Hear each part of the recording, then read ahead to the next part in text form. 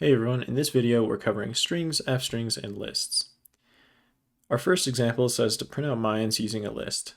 We would never actually do this in a program because we could just use a string and print that out. However, this illustrates that strings are really just lists of characters or of strings. So in this first example, we have name equals mines, but it's a list of each character in mines. So let's see what happens if we print out name.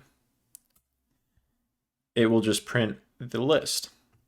So to print out mines all in one, we need to access each element of the list. So we'll say name at 0 plus name at 1, and we'll string concatenate name at 2, name at 3, name at 4. And that gives us mines.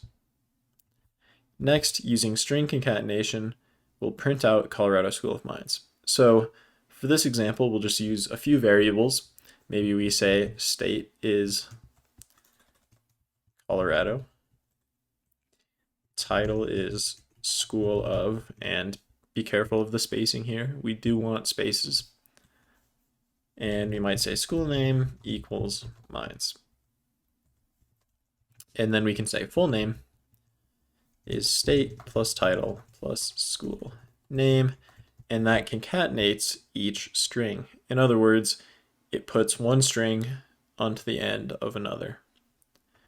So if we print full name, we get Colorado School of Mines. And then finally, we'll do this using f-strings. And this is good because we already have variables for each part of the name. We can just say print, and then the letter f, and then we open up our string, and we use this bracket notation to reference variables I like to think of outside of the print statement. So we can say state, title, school, name, and that gives us Colorado School of Mines as well. Okay, example 2 says, given a list, print the sum of integers at 2 user inputted indices.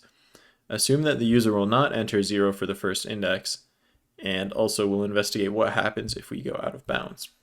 So first, maybe we need 2 integer inputs for the indices. So let's maybe say first index, and we'll be sure to type convert int input, and we'll say please enter the first index.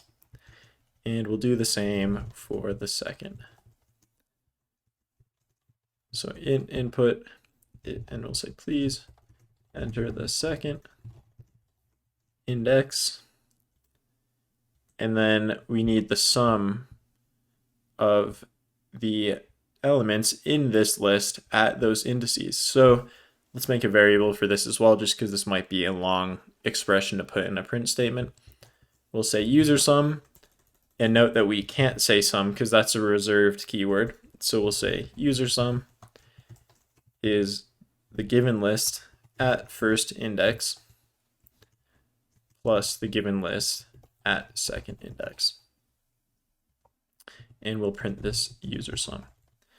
Now, I did make a mistake here, and this links into the second sentence of our problem statement, which says to assume that the user will not enter 0 for the first index, because our end user probably isn't going to be a programmer who knows to start lists at 0. So to adjust for this, what we need to do is subtract our indices by 1. So I'll say given list at first index minus 1, second list at index, or given list at second index minus 1. If this doesn't make sense to you, I would recommend drawing it out. So if we're given this list, we know it has elements at indices 0, 1, 2, and so on. Now, if the user wants to get the first element, well, we know that is the 0th element, but the user is going to enter 1. So then if we subtract 1 from 1, we of course get 0, and that lines up with the correct index in code. So let's try this.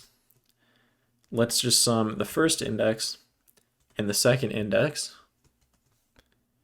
which is 4, because at index 0 is 3, at index 1 of the list is 1, 3 plus 1 is 4, that works. Now let's try to enter a bad index here. So going out of bounds. So maybe for the first one we give a good one, but for the second one we say at index 90, which is of course far out of range of the size of this list. We'll actually get an index error that tells us this exact thing. The index we've provided, which in this case was 89, is out of range. So we see this below in the error description, which says list index out of range. There are a few different ways to fix this, and we'll learn it as the course goes on, how to branch our programs. So we could say if this index is out of the range, then we'll make the user put in a valid index. All right, the final prompt says to given the following string, print pretty cool data using string split. So string split is a really useful method. And if you're unaware of the string methods, just look up Python 3 string methods and you'll get a ton of cool documentation on that. If you don't know, .split will give us back a list of values that were split by some delimiter, and the delimiter is a character that we split by. So for instance, we could split by a comma, and we'll do that in this case. So we need to print data.split, and we'll split at a comma.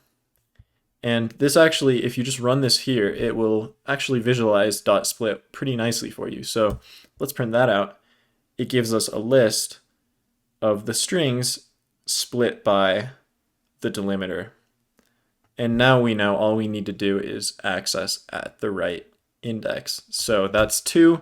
0 is this some data, 1 is useless data, and 2 is pretty cool data. So we got that correct. Let's run it, and we get pretty cool data.